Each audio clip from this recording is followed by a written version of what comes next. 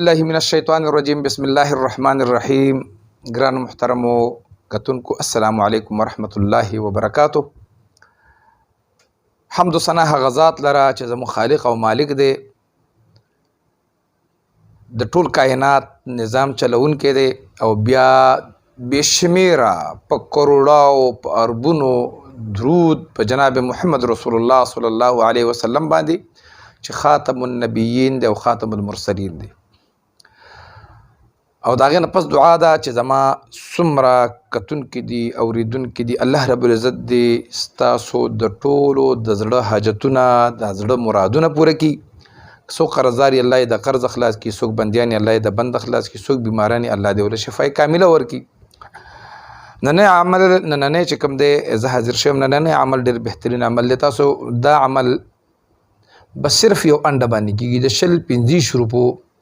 نو سبا په 100 روپۍ به انډه یا 25 روپۍ انډه د دې صدقه ده. او تاسو به حیران شئ دې عمل ته تاسو زه وښیم. زمونږ د خلکو اکثر دا خیالي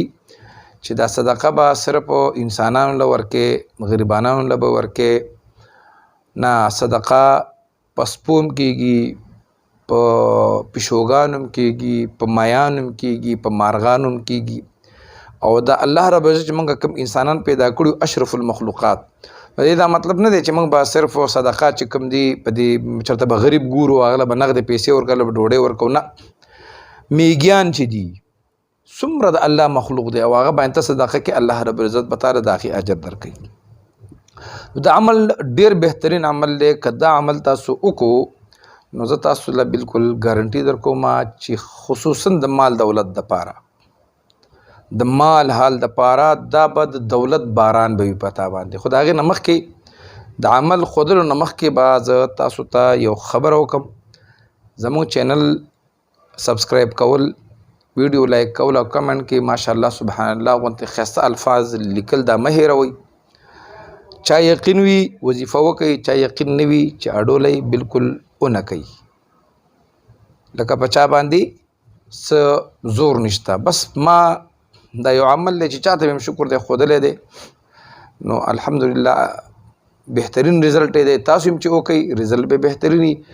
تاسو نه زه څه نه غواړم، دا صرف د یو انډې عمل ورته ښیم او دا داسې مطلب چې دا مال راوړئ یا څه وکئ. دویمه خبره چې کله تاسو ته عمل زه ښیم نو اجازت دپاره خو ما تاسو سره خبره وکړله. دویم دا د غریبو خلکو دپاره، هغه خلک چې مالی طور باندې کمزوري دي نو یو کس به د یو انډې صدقه به ورکوي. لکه که څوک وایي چې مثال لکه زما مالی حالت ډېر کمزوري دي او لکه خوند خو داسې کوي چې خلک دیګونه باندې کړي او غریبانو له کپړې هم ورکوي او څه ورکوي څه ورکوي. خو هغه وایي چې زه دیګونه زه باندې کړم او چاله جوړې ورکوم او چاله خوراکونه ورکوم، چاله څه کوم چاله څه کوم، نو د هغې دپاره هغه خو نشي ورکولی. نو غریبان خلک دا یو انډه خو چرګه خو به ورکه خپله یې ګینې بار به په 100 روپۍ باندې والي. زه برته لاول د صدقې باره کې یو ډېر ښایسته واقع برته بیان کړم، بیا به عمل له راځو او واقع به اورئ، ویډیو به ټول اورئ. نو تاسو ته به د اجازت وي او که نه اورئ نو بس مې اورئ. بس ګانې مانې او ډرامې خو شپه ورځ دا یوټیوب باندې هر څوک اوري لګیایي، کار یې شروع کړی. موسی علیه السلام چې کوم دی هغه یو ځای کې تېرېده نو چې کله به موسی علیه السلام د الله راز لتلو نو په لاره باندې به روان نو د هغه امتیانو د هغه خلکو ته به اکثر پته لګېده چې د موسی علیه السلام د الله راز له او د الله سره ملاقات له خبرو کول روان دی. نو په لاره کې به ورته خلکو خپل حاجتونه وي. نو یو سړی ورته په لاره کې ولاړو او د لږو تندو د غریبۍ نه ډېر زیات تنګ و. نو هغه ورته ویل چې د الله پیغمبره چېرته ځې؟ هغه ورته داسې د الله راز له ځمه. نو مخکې هم تاسو ته په یو واقع بیان کړی چې یو مالداره سړی و یو غریب سړی و. نو دا چې و دا ډېر زیات غریب و. نو دا ورته ویل چې د الله پیغمبره چې کله د الله راز لتلی نو داسې چل به وکړي چې زما به ورته ووایې چې زه دا ډېر زیات غریب یم او زما ډېر بد حال دی او انتهایي کم فقیر یم او بس لږ یو تندې دي. بس الله ته ووایه چې یا الله زما دا ورځ سمه کو، دا ولې داسې ده؟ نو چې کله موسی علیه السلام د الله سره ملاقات لاړ او بیرته راغی نو الله رب العزت ته دغه انسان چې کوم دی دغه پیغام وړاندې کو چې کله ورته پیغام وړاندې کو نو الله رب العزت موسی علی السلام ته ویل چې اصل کې دله زه د رزق زکه لږ رزق ورکوم چې د په نصیب کې ډیر کم رزق دی نو زه ول لږ ورکوم چې د په ټوله ژوندۍ تیر شي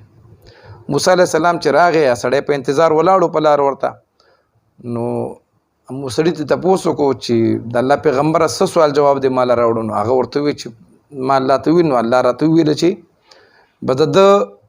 نصیب کې ډیر کم رزق دی زه ول لږ ورکوم چې د مرګ پورې دا ورسیږي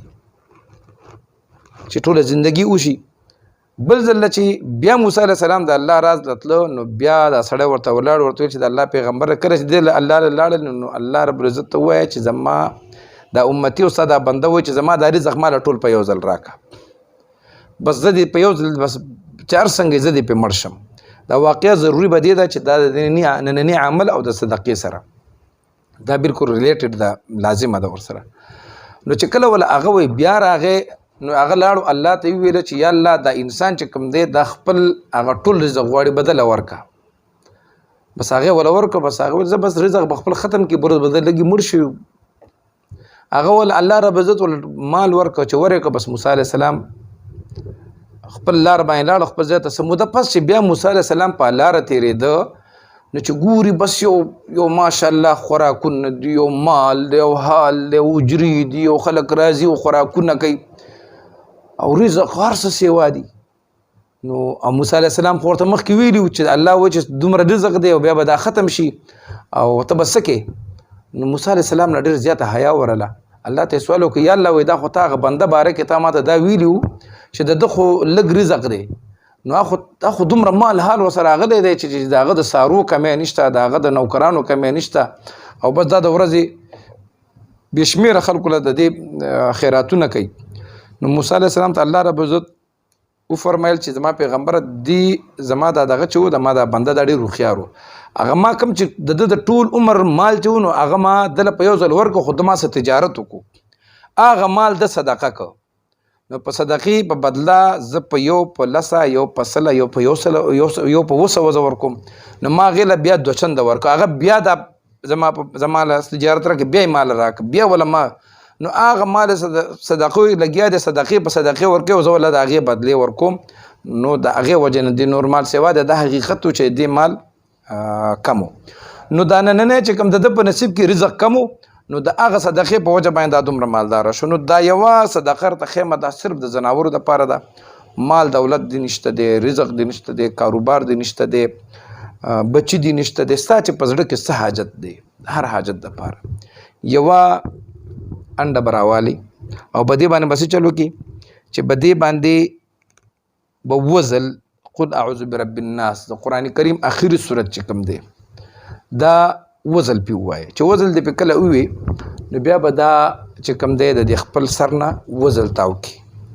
چې وزل دی تاو کړه نو اخد عمل بکې کله د جمعې په ورځ یا د اتوار په ورځ دا دوه ورځې کولای شي دا چې د کله سرنا تاو کړه بیا به دا ویسي یا ادریتا یا د سیو میدانی چې هغه کې د میګیان د حشرات د ځمکې د واړه زناور په کوم ځای کې وي نو دې کې به یو وړوکی غونته سوری وکړي وړوکی غونته چې بیخي ټوله ماته نشي او زما کې به دا خخه کې لږ غونته ځای به چې کوم دی دا به پاتې کی او دې لبا ان شاء الله العزیز دا څومره مخلوقات چې دي دا میګیان دا شزونه برازي دا به خوري او دا به ان شاء الله العزیز چې کوم دی دا به خوري چې څومره دا کمیږي او دا د دې دغه کیږي او هغه په مخلوق په الله مړی د هغه په برکت به الله ستاسو رزق کې پراخواله راوسته حاجتونه پوره کوي ټول غریبانان دا او کوي افته کې چې ظلم کې کنه ټول عمر د پاره ان شاء الله العزیز دا طریقه کار دی وزل قل اعوذ برب الناس او بیا به د سر نه تاوي او دا به وړي الته به خخه وړي کې سوره په کې افته کې یو ځل کوي بهترین تحفه ده مال دولت رزق دا بس زندگی کې پتا سو دي کمې ناراضي ان شاء الله العزیز